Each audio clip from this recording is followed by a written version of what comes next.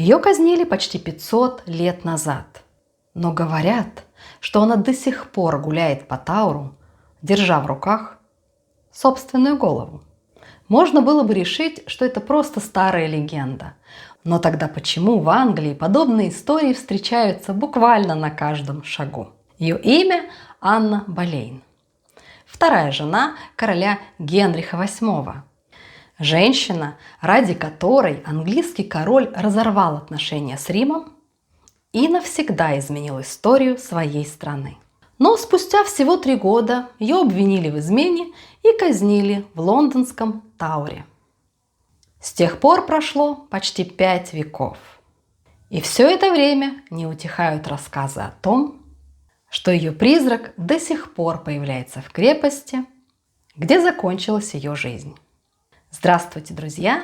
Меня зовут Галина, вы на канале «Англия в деталях». И сегодня мы попробуем разобраться, почему Англию называют страной призраков и почему сами британцы так бережно хранят истории о них. История Анны Болейн – одна из сотен подобных историй. В Англии призраков встречают в замках, старых пабах, гостиницах, театрах и обычных жилых домах.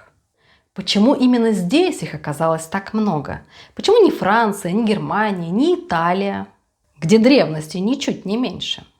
Ответ, как ни странно, вовсе не в мистике, а в том, как сами британцы относятся к своему прошлому и к историям, которые оно оставило после себя. А начнем с самой земли, на которой все эти истории появились.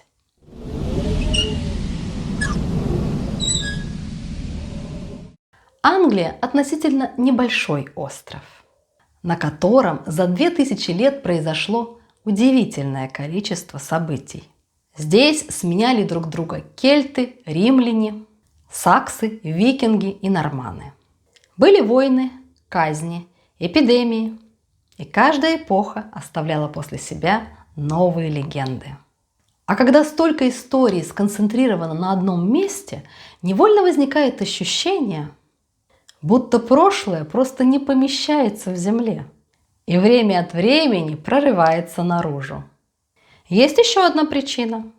В отличие от многих стран, где старые здания сносили ради новых кварталов, англичане просто помешаны на сохранении наследия. Замки эпохи Тюдоров, викторианские поместья, средневековые пабы стоят веками. Старый камень отлично удерживает сырость, скрипит от перепадов температур и создает уникальную акустику.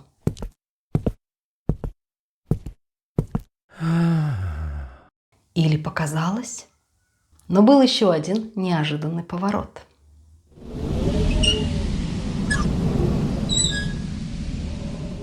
В XVI веке вышеупомянутый король Генрих VIII разорвал не только отношения с Римом, но и с католической церковью.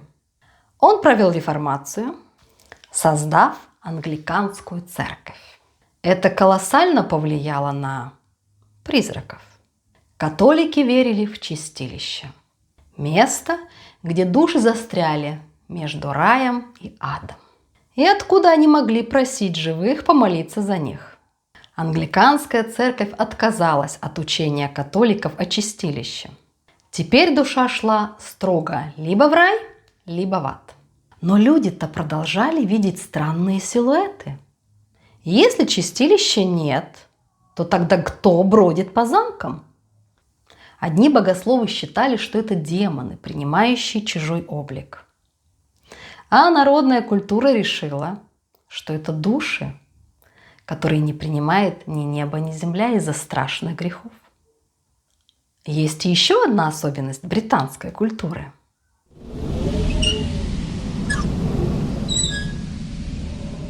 Британцы всегда славились своей любовью к чудачествам.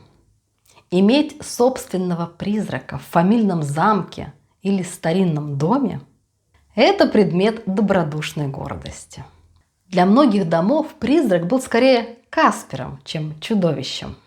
Призрак доказывает, что у дома есть история, поэтому англичане не только не прогоняли своих призраков, но и бережно лелеяли легенды о них, которые до сих пор передают из поколения в поколение. Но все это было лишь началом. Настоящая одержимость призраками началась в XIX веке, когда Англия буквально влюбилась во все сверхъестественное. В викторианских гостиницах устраивали спиритические вечера, приглашали медиумов и пытались получить послания от умерших. Интерес к загробному миру охватил не только любителей мистики. Подобные явления обсуждали писатели, ученые и известные общественные деятели. К тому же викторианцы не только пытались вызвать духов, они еще и обожали рассказывать о них. Особенно зимой, когда рано темнело, семья и гости собирались у камина, и страшные истории становились частью вечернего развлечения. Но самое удивительное событие произошло в Лондоне в 1882 году, которое сегодня кажется почти невероятным. Если вам интересна Англия не по открыткам, а через такие живые детали, подписывайтесь на канал. Здесь мы как раз разбираем вещи, которые на первый взгляд кажутся мелочами, а потом вдруг оказывается, что за ними стоит целая культура.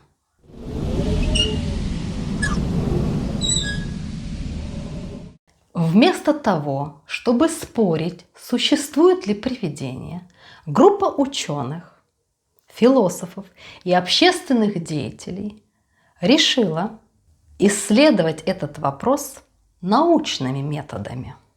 Так в Лондоне появилось общество психических исследований. Первая организация такого рода в мире. Его участники собирали свидетельства о видениях, медиумах, необычных явлениях и домах с привидениями. Они опрашивали очевидцев, проверяли рассказы и пытались отделить необъяснимое от ошибок, обмана и человеческого воображения. Англичане, пожалуй, первыми решили подойти к призракам не с крестом и с осиновым колом, а с ручкой и блокнотом. Это вовсе не означает, что вся Англия поверила в привидения. Но это очень хорошо показывает отношение британцев к подобным историям. Их не только рассказывали, их собирали, записывали, сравнивали, пытались понять. И постепенно старые легенды получили то, чего раньше у них почти не было. Документы, свидетельства, а затем и фотографии. Перенесемся в 1936 год. В старинное поместье Рейнем-Холл в графстве Норфолк. Два фотографа журнала Country Life снимали парадную дверь. По их словам, перед очередным кадром один из них заметил легкую туманную фигуру, которая медленно спускалась по лестнице. Он крикнул своему напарнику, и тот нажал на спуск. Когда пленку проявили, на лестнице действительно оказался силуэт женщины. Фотографию напечатали в журнале. И вскоре весь мир узнал о коричневой леди Рейнем-Холла. Считалось, что это призрак Дороти Уолпол, сестры первого премьер-министра Великобритании и жены хозяина поместья. По легенде, ревнивый муж запер ее в доме и до конца ее жизни не позволял ей видеть своих детей. Фотографию много раз изучали. Одни называли ее настоящим изображением призрака. Другие считали результатом двойной экспозиции или мистификации. Окончательного ответа нет до сих пор. Но именно эта фотография превратила старую семейную легенду в одну из самых известных историй о привидениях XX века. Старые легенды получили новую жизнь благодаря журналам, газетам, книгам и научным обществам. Они вошли в 20 век уже как часть массовой культуры. А самое удивительное, все это никуда не исчезло.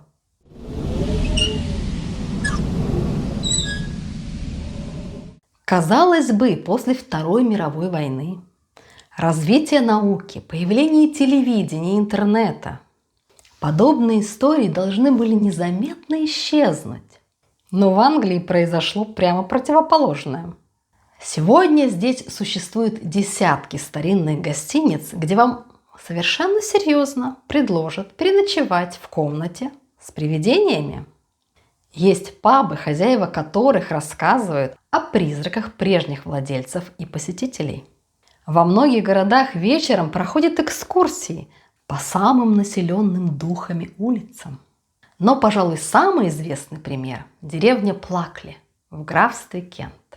В 1989 году она была упомянута в книге рекордов Гиннесса как самая населенная призраками деревня Британии. На сравнительно небольшой территории здесь насчитывается около 12 привидений. Среди них школьный учитель, который повесился от неразделенной любви, разбойник, которого якобы можно встретить возле старого дуба, призрак цыганки, курящей трубку на мосту. А 12-м призраком Плакли является бешеная собака, застреленная полицейским. Увидеть ее – величайшее везение. А вот услышать намного проще. Правда это или нет – вопрос отдельный. Но эти истории о призраках уже не просто страшные рассказы у камина. Они стали частью местной истории, репутации деревень, пабов, гостиниц и причиной, по которой туда приезжают тысячи туристов. Так что если однажды в старом английском пабе рядом с вами вдруг сама собой отодвинется пустая кружка, не спешите пугаться. Возможно, кто-то просто пришел занять свое привычное место.